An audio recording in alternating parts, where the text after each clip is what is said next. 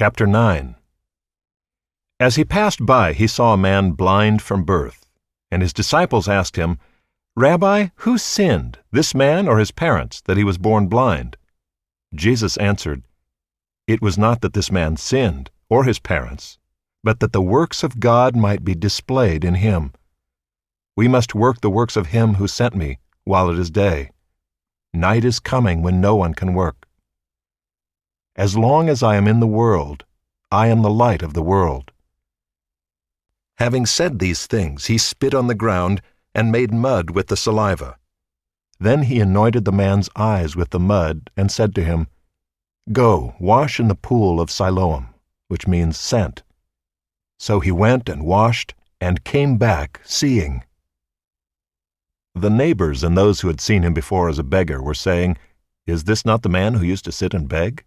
Some said, "It is he." Others said, "No, but he is like him." He kept saying, "I am the man."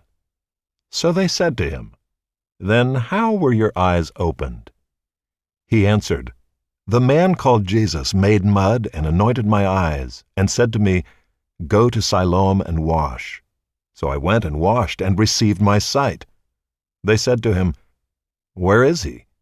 He said, "I do not know." They brought to the Pharisees the man who had formerly been blind. Now it was a Sabbath day when Jesus made the mud and opened his eyes. So the Pharisees again asked him how he had received his sight. And he said to them, "He put mud on my eyes, and I washed, and I see." Some of the Pharisees said, "This man is not from God, for he does not keep the Sabbath."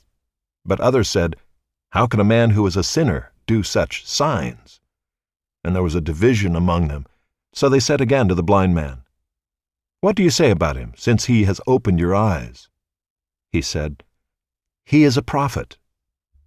The Jews did not believe that he had been blind and had received his sight, until they called the parents of the man who had received his sight and asked them, "Is this your son, who you say was born blind?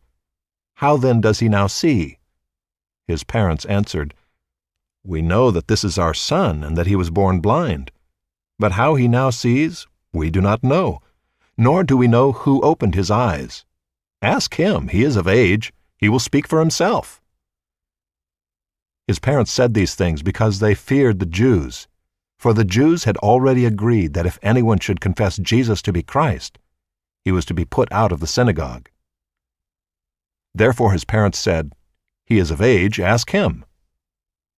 So for the second time they called the man who had been blind and said to him, "Give glory to God. We know that this man is a sinner." He answered, "Whether he is a sinner I do not know. One thing I do know, that though I was blind, now I see." They said to him, "What did he do to you? How did he open your eyes?" He answered them, "I have told you already, and you would not listen. Why do you want to hear it again? Do you also want to become his disciples?"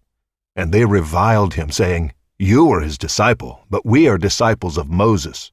We know that God has spoken to Moses, but as for this man, we do not know where he comes from."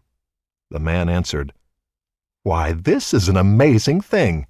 You do not know where he comes from, and yet he opened my eyes. We know that God does not listen to sinners, but if anyone is a worshiper of God and does his will, God listens to him. Never since the world began has it been heard that anyone opened the eyes of a man born blind. If this man were not from God, he could do nothing." They answered him, "You were born in utter sin, and would you teach us?" And they cast him out. Jesus heard that they had cast him out, and having found him, he said, "Do you believe in the Son of Man?" He answered, "And who is he, sir, that I may believe in him?" Jesus said to him, "You have seen him, and it is he who is speaking to you." He said, "Lord, I believe," and he worshipped him. Jesus said, "For judgment I came into this world, that those who do not see may see, and those who see may become blind." Some of the Pharisees near him heard these things and said to him, "Are we also blind?" Jesus said to them, "If you were blind, you would have no guilt. But now that you say, "We see," your guilt remains.